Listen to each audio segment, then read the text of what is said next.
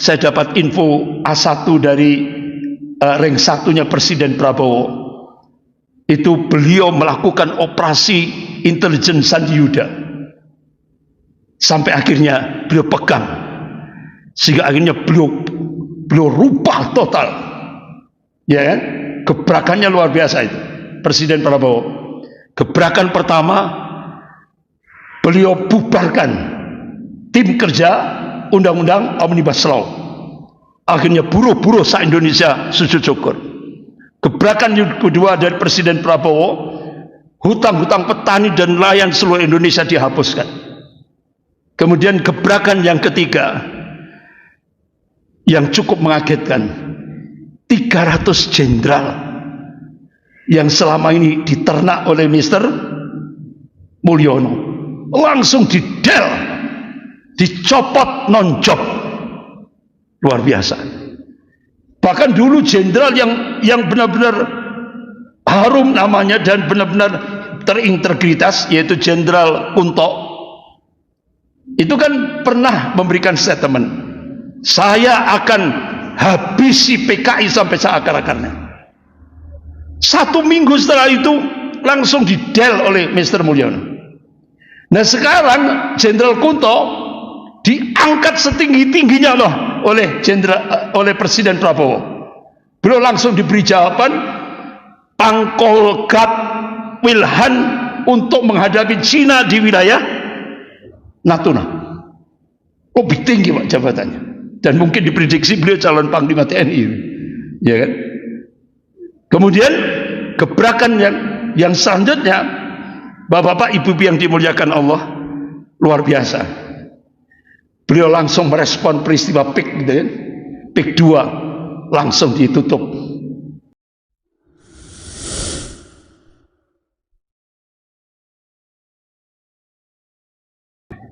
Innal hamdalillah nahmaduhu wa nasta'inuhu wa nastaghfiruh wa na'udzu billahi min shururi anfusina wa min sayyiati a'malina. May yahdihillahu fala mudilla lahu wa may yudlil fala hadiya lahu.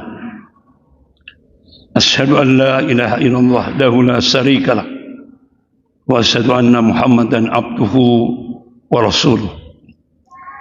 Ya ayyuhalladzina amanu taqullaha haqqa tuqatih wa la tamutunna illa wa antum muslimun.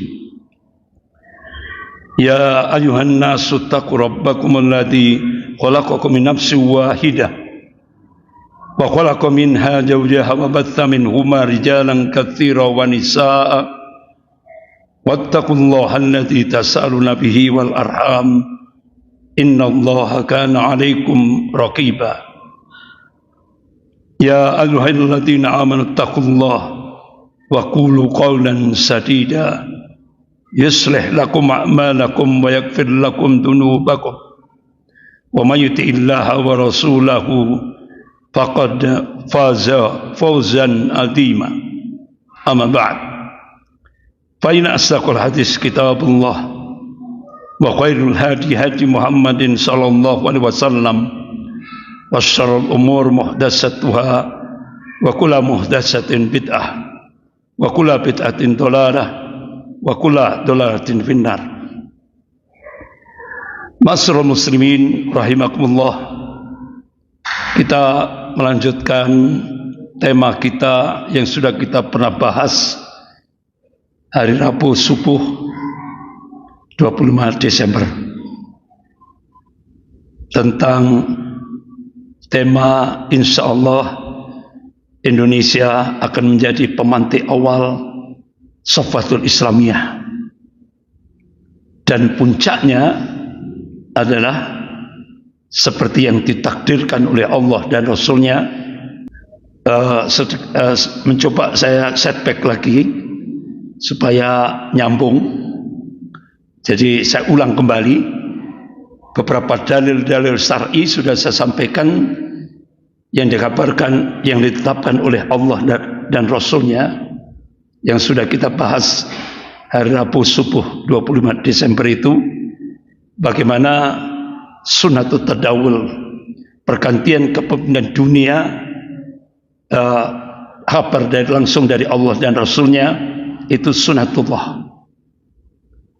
Bahkan Rasulullah mengabarkan secara rinci dengan hadis-hadis yang sahih yang sudah saya sampaikan Rabu subuh 25 Desember kemarin. Tidak perlu saya ulang lagi karena kita mempercepat bagian kedua ini. Jadi golongan mukmin pernah memimpin sebagaimana dikabarkan oleh Rasulullah dari hadis Hudzaifah bin Yaman, hadis riwayat Imam Ahmad, hampir 1353 tahun. Setelah itu Allah ganti. Kepemimpinan seluruh dunia dikendalikan oleh golongan kafir. Dimulai dari perang salib episode yang pertama sepanjang 200 tahun. Kemudian perang salib episode yang kedua sepanjang 600 tahun. Indonesia kena jatah 350 tahun. Dan itu sudah terjadi. Yang sering dikenal dengan perang dunia pertama dan perang dunia kedua. Kemudian muncullah dua negara adidaya, Uni Soviet dan Amerika. Satu berideologi komunis, satu berideologi kapitalis. Saat ideologi komunis itu benar-benar mendunia, yang pemicunya, tokoh intelektualnya adalah tokoh Zionis Yahudi internasional, yaitu Karl Marx dan Friedrich Engels, diamalkan, diaplikasikan oleh Lenin, Uni Soviet. Dilanjutkan lagi Stalin, dilanjutkan lagi di Cina Mao Zedong, dilanjutkan lagi ke Kamboja Pol Pot, dilanjutkan ke Indonesia Musso, dan puncaknya DN Aidit. Itu ditulis dalam sejarah. Mulai 1917 sampai 1991 seluruh dunia ini pernah merah. Apa dampak daripada ideologi komunis? Hampir 120 juta umat manusia ini dibunuh untuk mengamalkan ideologi komunis, termasuk di Indonesia. Di Indonesia tidak hanya ribuan umat Islam yang dibunuh, Gubernur Jawa Timur, dan puncaknya 6 jenderal dan 1 perwira. Itulah yang pernah terjadi. Nah, sebagaimana sunnatul tadawul, pergantian kepemimpinan dunia, siapa yang digerakkan oleh Allah untuk menghadapi kezaliman dua ideologi ini? Masya Allah, kalau kita buka kembali sirah Nabawiyah saat Rasulullah akhir kehidupannya, Rasulullah memberi amanah pada seorang pemuda yang umurnya masih 18 tahun, yaitu Usamah bin Zaid bin Haritha. Masya Allah, sampai Rasulullah wafat, estafet kepemimpinan dipimpin oleh Khalifah Abu Bakar As-Siddiq radhiyallahu an, dilanjutkan Khalifah Umar bin Khattab radhiyallahu an. Dua-duanya mentaati apa yang diperintahkan oleh Rasulullah, tetap menjadikan Usamah bin Zaid sebagai panglima perang. Menghadapi apa? Dua negara adidaya, Persia dan Romawi.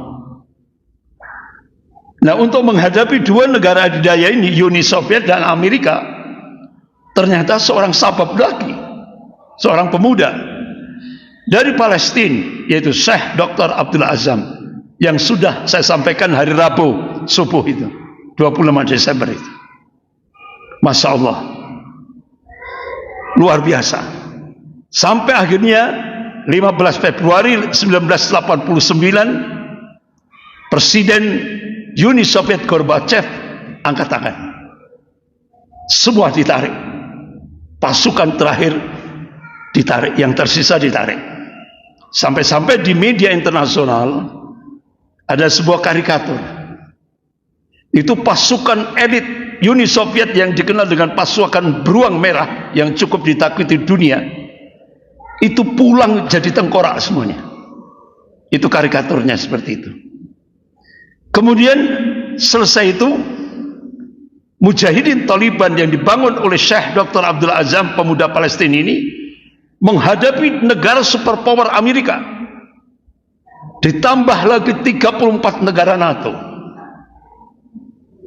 Luar biasa peperangannya. Sampai-sampai Amerika harus untuk membiayai menghadapi Mujahidin Taliban itu tambah hampir 1 triliun US dollar. Sehingga akhirnya Presiden Barack Obama waktu itu harus menambah hutang 12,9 triliun US dollar. Tapi tetap kalah. Kenapa? Rasulullah SAW sudah mengabarkan, orang-orang Khurasan gak akan ada yang mampu mengalahkan.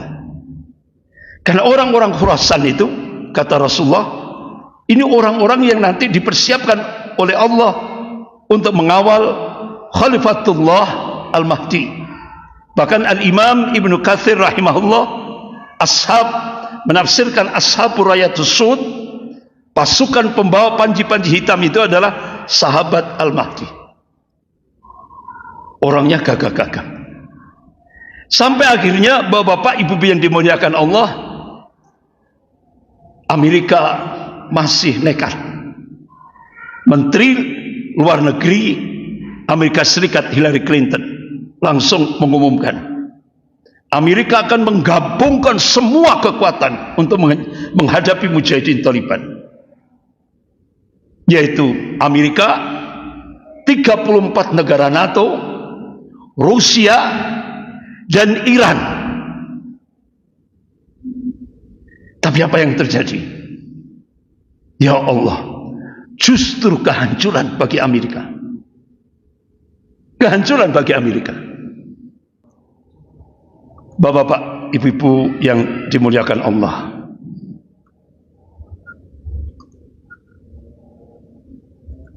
Masya Allah, Khurasan, orang-orang Khurasan, sebagaimana Rasulullah mengabarkan, mereka tidak akan ada yang dapat mengalahkan. Jadi ternyata dua negara superpower, Uni Soviet dan Amerika, hancur di tangan orang-orang Khurasan. Kemudian akhirnya yang masih bertahan sekarang, Allah munculkan lagi satu negara adidaya, yaitu Cina. Amerika, Uni Soviet sudah hancur, tinggal Amerika. Kemudian Cina, Allah munculkan Cina. Amerika sudah mulai goyah. Ini sunatullah, sunatul tadawul. Allah akan ganti kepemimpinan dunia ini. Jadi ini tanda-tanda awal Allah akan bangkitkan dunia Islam. Karena sunatullahnya setelah dunia Islam runtuh, sunatullahnya bangkit. Nah ini diawali dari Khurasan. Diawali dari Khurasan, jantungnya Khurasan, yaitu Afghanistan. Dan akhirnya sekarang tanda-tanda itu sudah mulai nampak. Dengan kesombongan Presiden Amerika Donald Trump, baru pidato, dia dengan kesombongannya, dia ingin menjadikan dan Timur Tengah menjadi neraka. Masya Allah, Allah jawab langsung. Sampai-sampai ada sebuah pesawat yang mengabadikan, ternyata api itu langsung dari langit. Itu menyambar di kawasan elitnya Amerika, Los Angeles, Hollywood, kawasan elitnya. Masya Allah. Sehingga akhirnya Elon Musk, pengusaha ternama Amerika, beliau sudah memberikan statement, ke depan Amerika akan hancur. Nah ini sudah nampak sekali.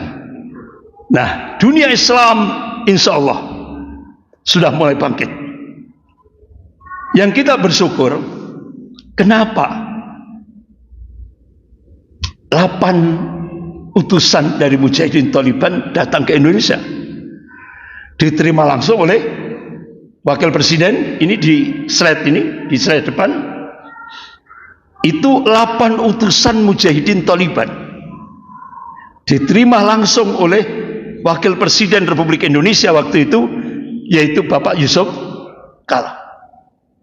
Jadi orang-orang Khurasan ini seperti ini, Pak. Jadi Pak Yusuf Kala itu pusat gede-gede, besar-besar, tangguh-tangguh, Pak. Dan dia pengalaman dalam peperangan. 2 negara superpower menghadapi 2 negara superpower. Dan memang mereka itu, kata Rasulullah, dipersiapkan untuk menjadi pengawal Khalifatullah Al-Mahdi. Jadi Imam Mahdi itu nanti dibaiat di depan Ka'bah. Rasulullah mengabarkan dalam kitab Sahih Muslim bab Al-Fitan Wasalatus Sa'ah, itu antara Hajar Aswad dan Maqam Ibrahim. Yang ngawal itu adalah orang-orang Khurasan sampai menuju Yerusalem. Itulah kata Rasulullah puncak kemenangan Islam di akhir zaman. Nah, bapak-bapak, ibu yang dimuliakan Allah, Indonesia ini ternyata menjadi harapan Mujahidin Taliban untuk menjadi pemantik awalnya kebangkitan Islam global. Karena ini dunia Islam sudah mulai bangkit tahap demi tahap. Gitu. Apa tanda kebangkitan Islam global yang kedua? Yang pertama tadi dimulai dari Khurasan. Yang kedua dimulai dari Bilad Syam, bumi Syam. Bahkan Rasulullah mengabarkan bumi Syam itu bumi akhir zaman. Bahkan Rasulullah mengabarkan, beliau berdoa, Allahumma barik lana fis Syamina wa Yamanina. Ya Allah, berilah keberkahan pada negeri Syam kami dan negeri Yaman kami. Bahkan Rasulullah mengabarkan nanti di akhir zaman ada 2 pasukan, satu di Syam, satu di Yaman. Ketika sahabat tanya, pilihkan kami ya Rasulullah, pilihlah di Syam atau di Yaman. Nah itu, Masya Allah, ini disampaikan oleh Rasulullah 1446 tahun yang lalu. Nah sekarang pergerakan Mujahidin Syam dan Mujahidin Yaman dahsyat sekali sekarang. Nampak kita lihat bersama, baik lewat media sosial maupun lewat media-media internasional. Apa yang dikabarkan Rasulullah hak, nyata. 2 kawasan ini sekarang sedang bergerak. Jadi di akhir zaman 2 kekuatan Islam itu, satu di Syam dan satu di Yaman. Bahkan ketika saya di Suriah hampir 1,5 bulan, ada seorang jenderal komandan perang di Suriah, Ustaz, di Suriah itu sudah ada 82 negara. Ini yang mengkhawatirkan dunia. Ya, Suriah. Bapak-bapak, ibu-ibu yang dimuliakan Allah. Bahkan Rasulullah mengabarkan tentang Yaman. Qala Rasulullah sallallahu alaihi wasallam, yakhruju min Aden Abyan 12 alfan yansuruna Allah wa rasulahu hum khairu man baini wa bainahum. Jadi akan muncul dari Aden Abyan 12.000 pasukan yang akan menolong Allah dan Rasulnya. Mereka adalah sebaik-baik orang di antaraku dan mereka. Ini hadis riwayat Ahmad wa Tabrani dalam kitab Al-Kabir. Bahkan ada seorang ulama dari Aden Abyan ketika ngisi kuliah subuh di Masjid Al-Ghifari. Saya tanya, kira tanda-tanda tentang 12.000 ini maujud? Kata beliau, insya Allah maujud. Jadi, Masya Allah, apa yang dikabarkan oleh Rasulullah 1446 tahun yang lalu sudah mulai nampak. Ini menjadi menambahkan keyakinan kita. Ya. Bapak-bapak, ibu-ibu yang dimuliakan Allah. Ini kebangkitan Islam yang kedua. Allah munculkan huru hara di akhir zaman, yaitu dimulai dari Syam, Suriah. Jadi nampaknya ada rencana Allah yang mengamat dahsyat, yang sedang disiapkan oleh Allah sebagai sebuah negeri yang dipersiapkan untuk menjemput kedatangan Khalifatullah Al-Mahdi, turunnya Nabi Isa alaihissalam, bahkan juga menjadi tempat berlangsungnya mulai dari Malhamah dan Malhamatul Kubra, perang dan perang akbar di akhir zaman. Bapak-bapak, ibu-ibu yang dimuliakan Allah, bahkan peperangan itu Malhamah, Rasulullah mengabarkan ada peperangan antara kaum muslimin dan Rom, di mana di belakang Rom ada 80 ar-royah, panji. Artinya di belakang Rom ada 80 negara. Nah sekarang di belakang Amerika itu ada 60 negara, berarti kurang 20 negara. Tapi Rasulullah mengabarkan sebelum perang kalian berdamai dengan Rom. Kalian berdamai dengan Rom, baru nanti akan terjadi peperangan. Di mana A'ma Audabik. Itu satu A'ma, itu satu danau yang luas, Dabik itu satu padang yang luas. Dan itu tempatnya di Halab, Aleppo. Alhamdulillah saya sudah pernah ke sana. Jadi 2012 akhir saya berangkat dari Jabal Akrot, Provinsi Latakia, sampai ke A'ma Audabik, yaitu di Halab itu. Berangkat waktu subuh, nyampe sana jam 2 siang. Jadi tanda-tanda itu sudah mulai nampak, yang nanti akan terjadi peperangan antara kaum muslimin dan Rom. Tapi ini belum terjadi, tapi Rasulullah sudah memberikan kabar dalam kitab Sahih Muslim bab Al-Fitan wa Asratu Sa'ah. Bagaimana pada saat terjadi peperangan antara kaum muslim dan Rom, yang di belakangnya ada 80 negara. Rasulullah mengabarkan sepertiga pasukan Islam akan lari dari peperangan itu, dan Allah tidak mengampuni dosa-dosanya. Sepertiga pasukan Islam akan gugur sebagai syuhada, mati syahid. Sepertiga pasukan Islam akan diberikan kemenangan, sehingga peperangan antara kaum muslimin dan Rom dimenangkan oleh kaum muslimin. Bapak-bapak, ibu-ibu yang dimuliakan Allah. Jadi sekarang, dulu Amerika, Rusia menghancurkan Ahlus Sunnah, dan sekarang Rusia di belakang Ahlus Sunnah, dan Rusia berhadapan dengan Amerika. Inilah kalau Allah sudah membalik. Jadi akhirnya strategi Ahmad Jaulani atau Ahmad Al-Sara hafidhahullah dalam manajemen konflik dunia yang memukau, menyebabkan ke depan tercipta forum baru head to head Amerika dan Rusia. Inilah kecerdikan daripada Ahmad Al-Jaulani, sehingga akhirnya Saudi, Qatar,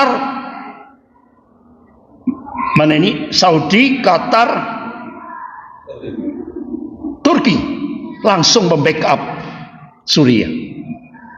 Jadi transformasi istilah di media internasional, jadi Ahlus Sunnah itu dulu dikatakan pemberontak, sekarang sudah berubah menjadi pejuang oposisi, dan sekarang berubah penguasa de facto. Nah, inilah kecerdikan Ahmad Al-Jaulani. Bahkan sekarang di media internasional pemerintahan transisi. Nah ini, jadi ini stigma buruk yang terempas sudah dalam perjalanan waktu dan dukungan publik, sehingga akhirnya sekarang tumbuh cinta. Dan mudah-mudahan bapak-bapak, ibu yang dimuliakan Allah, kita skors dulu ya. Adzan, monggo silakan.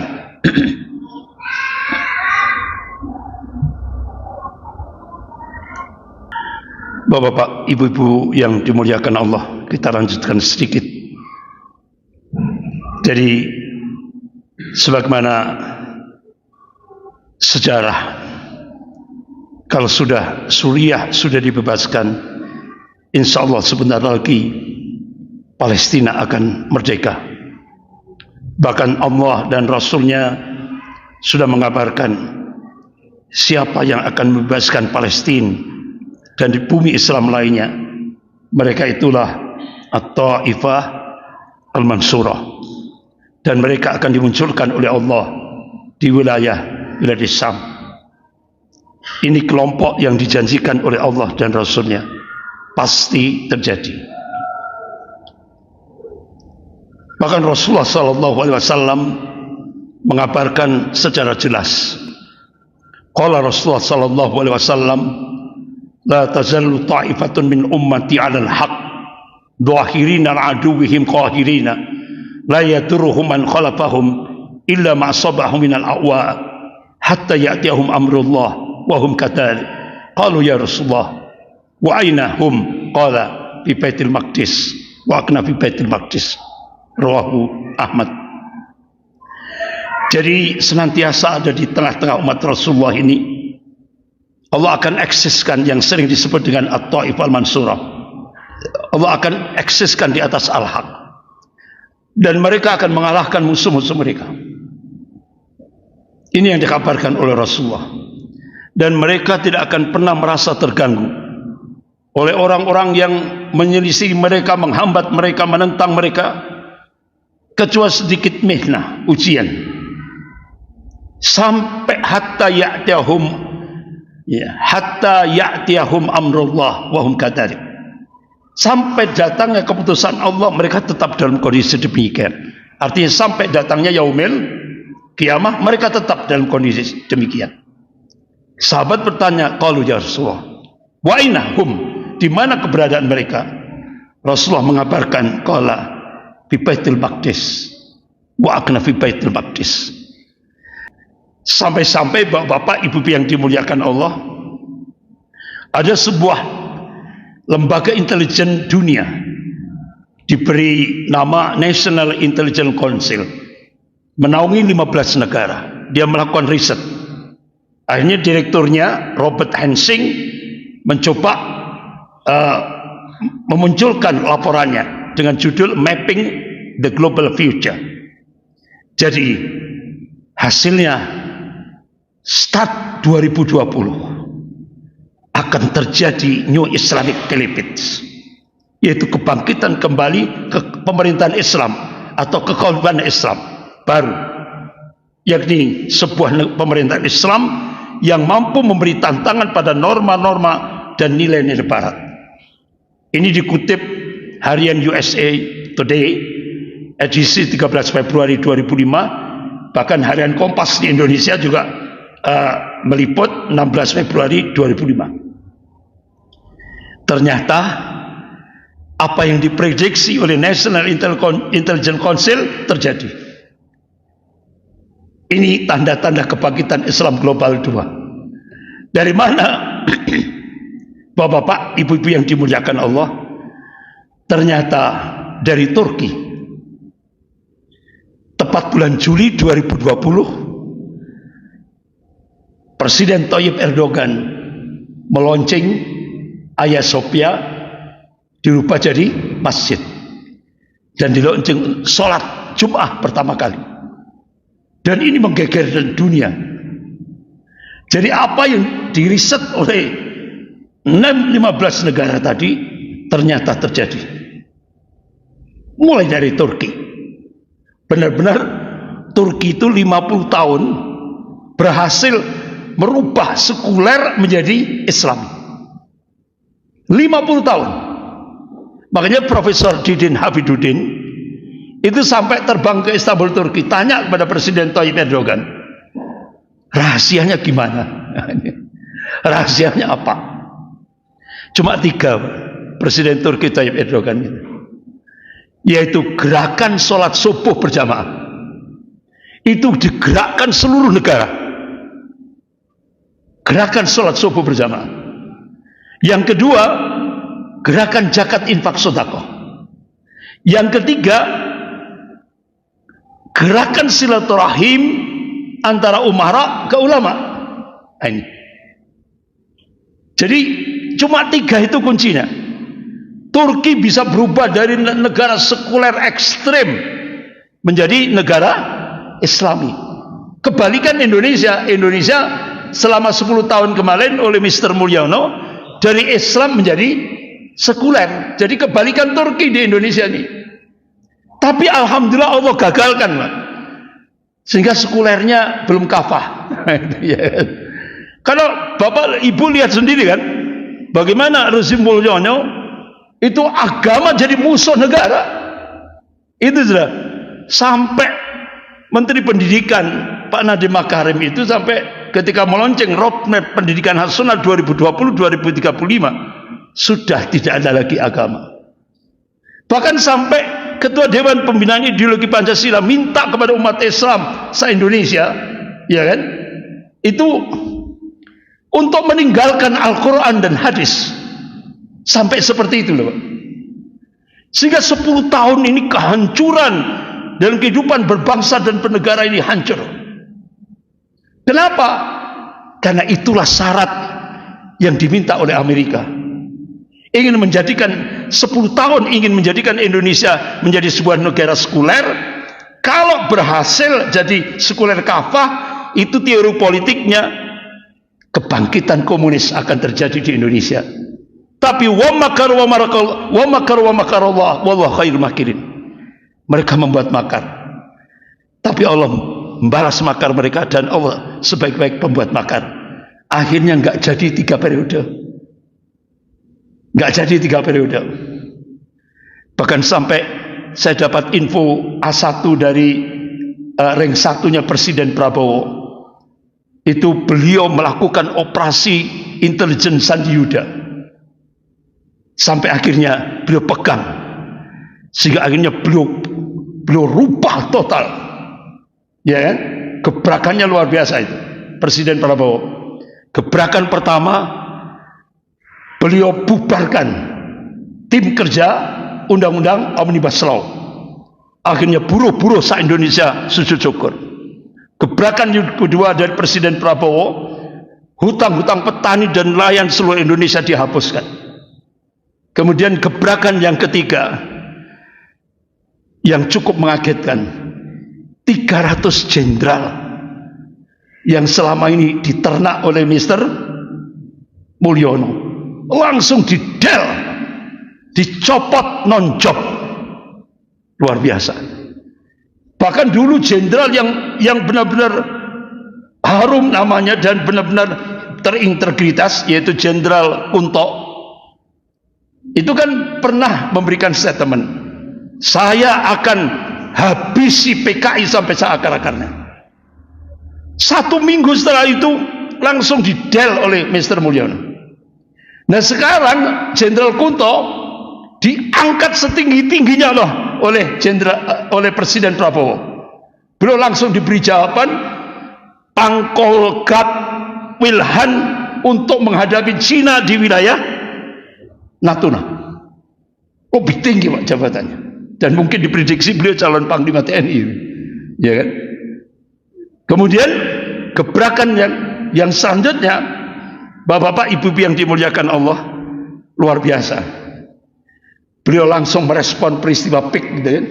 PIK 2 langsung ditutup. Dan itu benar-benar kebijakan Pak Prabowo. Bahkan banyak sekali yang insya Allah. Tapi beliau sudah menyampaikan, saya siap dicaci maki. Jangan lihat 100 hari, jangan. Saya masih melakukan operasi intelijen Sandi Yuda. Makanya kenapa kok Pak Prabowo masih jadi presiden, kok masih tindak ke Solo, ya kan? Itu operasi intelijen Sandi Yuda. Mengapa Presiden Prabowo ke Cina kok meneruskan Mulyono? Itu ternyata Pak, saya dapatkan A1 dari ring 1-nya Presiden Prabowo. Saya dipanggil ke Jakarta 11 Desember. Ya Allah, beliau mengatakan, Ustaz, ternyata selama 10 tahun rezim Mulyono ini benar-benar melemahkan TNI, sehingga hanya kekuatan TNI langsung ambrol mulai ranking 3 di bawah 20, bahkan anjlok terus. Padahal dulu TNI itu ranking 3 kekuatan dunia. Nah, alhamdulillah, setelah itu akhirnya Presiden Prabowo cek, Indonesia punya berapa pesawat tempur generasi 5? Punya 1. Dalam 10 tahun itu cuma punya 1. Sementara Cina punya berapa Pak? 300. Cina punya 300. Sehingga akhirnya kita jangan pakai okol, harus pakai otak strategi. Nah kalau Cina nyerbu Indonesia 300 pesawat tempur generasi kelima itu ya, hancur remuk Indonesia, Pak. Akhirnya Presiden Prabowo ke Cina itu sebagai strategi. Tapi Masya Allah, setelah Prabowo pulang, itu kan diawe-awe oleh Donald Trump. Monggo Amerika, Prabowo mengatakan siap, tapi syaratnya $1 5.000 rupiah. Itu kan gila gitu kan. Artinya Prabowo menyatakan masih punya, menunjukkan Indonesia punya jati diri, punya wibawa gitu. Ya kan, sampai sekarang ya mikir Donald Trump itu. Apalagi sekarang sudah mulai hancur ya. Ya kan? Gak mungkin gitu. Akhirnya Prabowo ke Rusia. Alhamdulillah, Pak. Kenapa? Karena ternyata 15 pangkalan militer itu sudah, Amerika itu sudah mengelilingi Indonesia. Remote-nya itu di Darwin, Australia. Jadi kalau sudah nombol, remuk sudah Indonesia. Sementara markas militer Cina itu ada di Natuna. Makanya kenapa Cina berambisi lewat Tommy Winata untuk merebut Pulau Rempang Galang. Karena ternyata di sana ada laut dalam yang bisa memudahkan kapal selam nuklir Cina, kapal-kapal perang Cina bisa merapat di sana untuk memperkuat Natuna. Alhamdulillah, lobi Presiden Indonesia Pak Prabowo berhasil.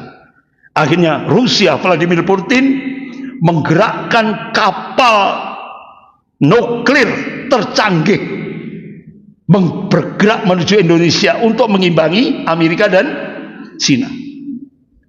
Bahkan Angkatan Laut Indonesia latihan bersama dengan Angkatan Laut Rusia. Ini Pak. Tapi kan enggak pernah masuk koran. Ya kan? Bahkan Presiden Prabowo sebelum pelantikan sampai hari ini itu sudah 9 kali diundang khusus oleh Presiden Turki Tayyip Erdogan. Kan enggak pernah masuk koran. Itu. Ternyata saya dapat info A1 dari ring satunya Presiden. Ustadz, alhamdulillah Indonesia sudah diberi hak untuk membangun drone tercanggih milik Turki untuk dikembangkan di Indonesia, dan itu sudah dilaksanakan di Bandung. Bahkan ke depan Turki dan Indonesia akan membangun persenjataan militer sendiri untuk yaitu membangun kekuatan militer Indonesia. Nah ini Bapak-bapak Ibu-ibu yang dimuliakan Allah, dan harapan ulama sedunia untuk Indonesia benar-benar nyata ini, Pak. Ini ada istimewa ulama seluruh dunia di Timur Tengah. Semua berdoa, ya Allah, jadikan awal kebangkitan Islam dunia berawal dari Indonesia. Artinya pemantik awal kebangkitan Islam global berawal dari Indonesia.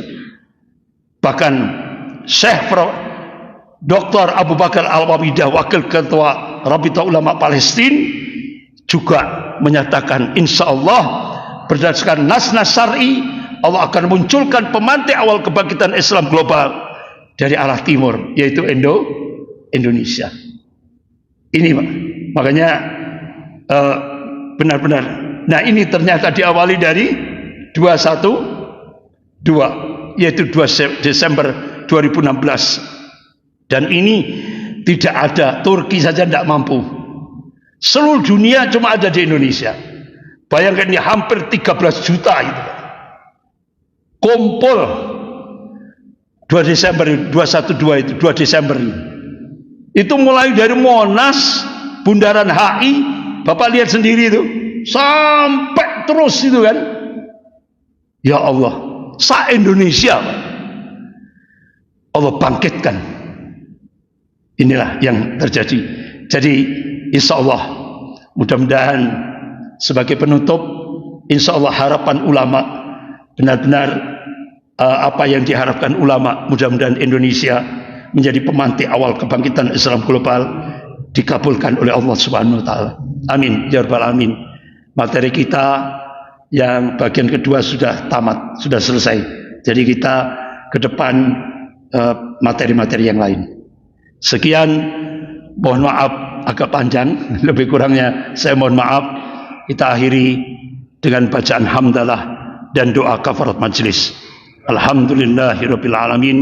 Subhanakallahumma wa bihamdika asyhadu an la ilaha illa anta astaghfiruka wa atubu ilaik. Wabillahi taufiq wal hidayah. Wassalamualaikum warahmatullahi wabarakatuh.